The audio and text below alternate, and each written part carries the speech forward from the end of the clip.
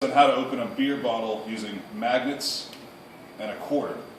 So now we're going to teach you the proper way to do it because people have been doing it wrong. So what we need is not just one, but two refrigerator magnets. We've got these, I'm going to put them on the floor.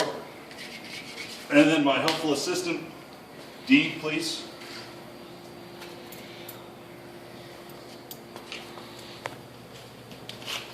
Just line them up each cheek. Okay, so you got your quarter, 25 cents American.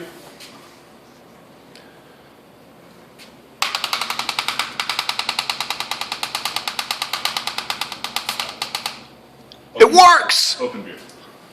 It's easy. Cheers.